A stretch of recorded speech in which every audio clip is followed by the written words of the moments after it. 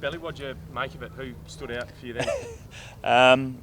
I guess as a collective, I thought the last week the forwards had the better of the defenders, and certainly ball movement was on top. And I thought today the team defence was really prominent. So I know that was a focus of the coaches going into this hit out, and I think in difficult conditions, team defence was positive. But I thought a number of guys had their moments. I thought Blake Acres started really well, had a really good first half. James Aish had a bit of footy as well, and communicated positively. In fact, all the wings did well. I think young Michael Fredericks did some good things, and Cam McCarthy as well, and Brett Bewley. So look, they're all vying for those wing spots, and the competition's really healthy. Just on the defence, Cox, Lowe, Hughes, are they the three likely ones to fill those key positions at the moment? They're the obvious front runners? Yeah, Ethan played a lot of footy last year, and he's a great runner, and he can play tall and small.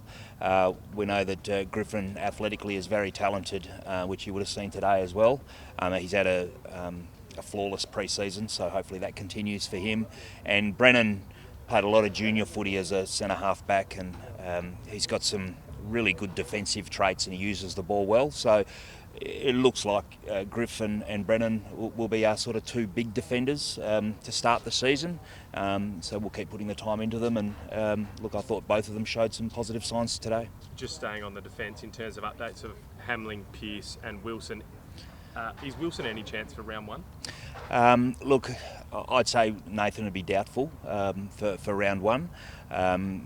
Joel obviously has a significant ankle injury that was operated on during the week, and he's got a period of immobilisation at the moment, and so until he's out of that immobilisation period, we can't even put a time frame on his return, but it is a significant injury, so obviously with the surgical intervention as well. And you would have seen Alex today, who's moving really well. I saw him this morning kicking the footy around, so things are tracking really well for Alex. I'd like to give you a more definitive answer to when they're going to come back, but the truth is we don't really know. It's until they just keep ticking the boxes. But Alex is progressing in a pleasing manner. I know you mentioned about Joel saying it's pretty hard to give a time frame, but are you hopeful more than anything else that he could feature in that first half of the year, because it sounds like it's a pretty significant injury, and surgery is never a good thing? I think that would be hopeful for the first half of the year, but I'm not ruling it out. But yeah, that would be optimistic, I think. Matt Taberner came off just towards the end there. Do you know any information? Yeah, I just checked in. I think Tabs, he's fine. He was just getting a little bit of cramp and everything else, and we just decided we'd rest Matt. I don't think he was thrilled with the idea of that, but he's a competitor and he loves being out there. But we just thought hot day and a little bit of cramp, so we'd take the conservative route with him. And before that, it was him and Lob up forward, nice tall forward line. Does that look hopeful for you too? Yeah, I hope so. Look, they're two guys that'll be really difficult to outmark, so they know that they're down there to compete and bring the ball to ground. And I think our small forwards have looked dangerous all through the pre-season, and so if they can just bring it to ground, I know that there'll be a lot of guys, hungry to swoop on the ground balls. Situation, Peter, in the ruck. You're looking at promoting David Hale for round one. Yeah, look, Sean, I know that Sean, Darcy and Lloyd Meek had a really competitive session this morning.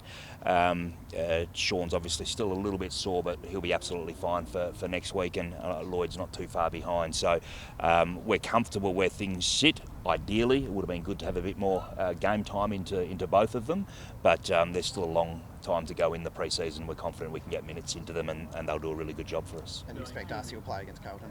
Yeah, I would expect so, yes. Are you a little bit light on under those two in terms of ruck on your whole squad? We know that Rory Lobb can also ruck to a very high level, so we would like to play him forward. If we need Rory, we know he can be super competitive in the ruck, as he's demonstrated over his career. Who was supporters here sort of just asking about Jesse Hogan and sort of asking if there are any updates. Is there any update on how Jesse's going? Yeah, I can't give you any updates on Jesse, except to say that we are in contact and he's going well, and we'll give you an update when we're able to. Do you expect him to play at all this season? I can't go into it any further. You have no idea even when he might be back at training or at the club? No.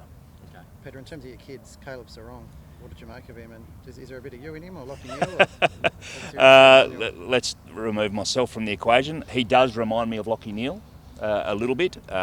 Coming through as a junior, and obviously it's a high draft pick, but coming through as a junior, he had a reputation for being very clean with the footy and very good around clearances.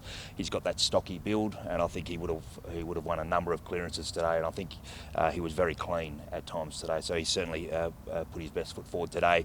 Quality young man. We're really happy with all the draftees, the character and the diligence that they've displayed so far, but Caleb certainly had a good game today. So would he be pushing up into the mix for round one, or is that too early? Look, we've got a bit of competition through the midfield. He'll get opportunities for sure, but obviously Andrew Brayshaw and Adam Chera, as well as Darcy Tucker and Nathan Fife. There's Connor Blakely's another one. So look, there's a bit of healthy competition on for spots, but he certainly put himself forward today, I thought. Did we read anything into Blakely playing in the second midfield the last couple of weeks? Not really. There was a few different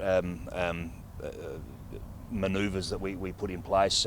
Sam Sturt's had a lot of footy in I guess an A side, if you like. We wanted to try something a little bit different with him, and Brett Bewley's also switched back and forth, so I wouldn't read anything into who was in what side today. You like him as a time up forward today. Is he looking to move forward a bit more this year, especially with the young players coming through in the midfield? Yeah, we know that when Nathan plays forward, he's a pretty difficult matchup. He's a pretty good midfielder too, last time I checked. So, look, at times he will play forward, absolutely. We saw, I think it was against Hawthorn down in Tasmania, where he kicked 3 goals in a quarter.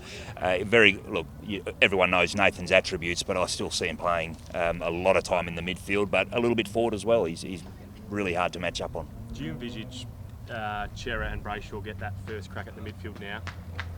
Well, it remains to be seen. They'll get opportunities through the Marsh Series, that's for sure, but there's competition on for spots, so they need to put the performances on the board. I think they've been really progressing positively over the pre-season. They're both very good defensive players as well, which is really important, but certainly they've been really impressive, and they'll be in the mix. No Hayden Young there today. Is that just a loading thing? Or Yeah, just a loading thing for Hayden. He's been another one who's done a lot for a first-year player, and I think Fremantle fans will see Hayden pretty soon, and they'll be really excited with what he can do. With so many of your key position stocks out injured at the moment, do you have to kind of temper expectations about what can achieve this year? I don't really look at it too much. Expectations, we've got high expectations on ourselves, and we'll back in whichever players are out there.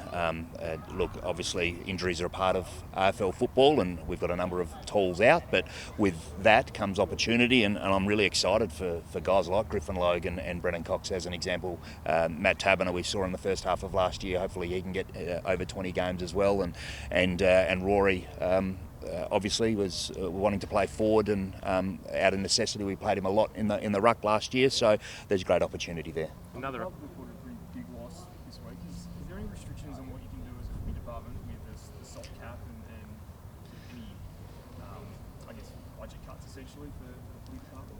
Yeah, look, the club's been incredibly supportive of football as a department. Clearly it's a big part of our business, and we have to be prudent with the way that we apply resources and finances, but all I can say to that is that the board are incredibly supportive of what we need to compete and succeed, and they're really supportive, so pleased with that. David Mundy, where's he at as well? Is he any chance for round one? Yeah, look, not sure on round one, but he is progressing really well, and I'm optimistic that he'll be back sooner than we'd expected, but as to round one, I wouldn't be able to say. And on Liam Henry, is he back with the main training group next week? Yeah, should start to blend Liam into footy, which everyone's excited for. He's doing a lot of work on just rehabilitation of that knee dislocation that he had late last year, and he's had a few other things going on from a family perspective. But look, he's bright and bubbly and full of energy and a really popular member of the playing group, and I know the fans will be keen to see Liam, and yeah, he'll start blending into footy in the next couple of weeks. Has the injury taken longer than expected? No, not really. What it is with the young guys, he has the rehabilitation of the injury and then just building a bit of strength as well to be able to get through the AFL intensity training sessions, so that's completely normal, and look, we're really pleased and excited for when Liam returns, hopefully pretty soon. Yeah, he must be itching to get back out. Yeah, no, he's got a lot to offer. He's going to be a really popular member of Fremantle for a long time, and clearly he's a player with a lot of talent. I mean, how pleasing to see Stephen Hill run around like this after a tough couple of years. Yeah, it's look, we're not completely through with Stephen's history of the calf injuries, but he's had a close to flawless, if you like, pre-season. There's still an element of nervousness every time we come into a match sim or an intense training session, but the signs are really positive. But all we can do is keep being diligent, as Stephen is with his body, and make sure that we prepare him as best we possibly can. But the signs are really positive. And you had some ball movement issues from back there last year. Is he potentially pretty important with what he can do for you? Yeah. I mean, he's a quality player with ball in hand, but perhaps underestimated as far as his direction to his teammates. He's not the most talkative player, but he sees the game very well, communicates to his teammates, and across halfback we see him important from a leadership and communication point of view as well. Both Hilly and Mundy, obviously, arguably two of your best ball distributors. Are they likely to be off that halfback line, given the depth that is an issue down back at the moment? Yeah, look, Hilly definitely. Dave would continue to use a midfield and mid-forward role at this stage. So I think when we get Nathan Wilson back, and I think Hayden Young perhaps could get an opportunity early as well if he builds a bit of momentum and his body is able to hold up. So comfortable with the distribution of halfback that we do have.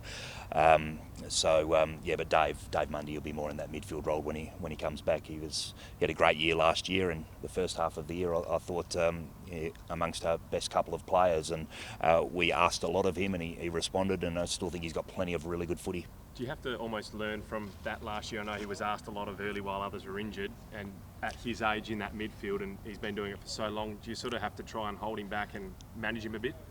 Not really. I think he's still got a hunger for the work, and I think that's important when you're an older player. And I just think that we can spread the load across a number of those players that I spoke about earlier. And I'm excited for Fremantle for that. Sam Switkowski got a problem? Yeah, he's got a sore back. He's got a stress fractures through his back, which will be a longer term injury. So we're managing Sam through that. And again, he's another one that I couldn't put a time frame on, but he won't be a part of the early couple of weeks of the season. And Tucker? Tucker's fine. Yeah, Darcy Tucker got just a little bit of a knock on the knee, and we just thought we'd manage him through today, and he'll be fine to go next week. Hayden Young, we can actually see him in the Marsh Series? I couldn't guarantee it. I'm hopeful that he'll get an opportunity. Can't guarantee it, but if not in the Marsh Series, I know that with what he's done so far, he's put himself in a position where potentially there'll be an opportunity early, but obviously there's no guarantees. Which of the draftees we're most likely to see Sarong, probably the front row? On today, given that he's just managed to play 4 pretty good quarters of footy, he'd be certainly putting his name forward. I think all of the draftees have done some good things. I thought Jarvis Pinner did some really good things today as well. So at various moments through the pre-season, they've shown enough to justify why we drafted them, and we've all seen their talents. But most pleasingly, I've got to say, and all the clubs would say this, I'm sure, the characters of the young guys coming in and their ability to work hard is really been strong.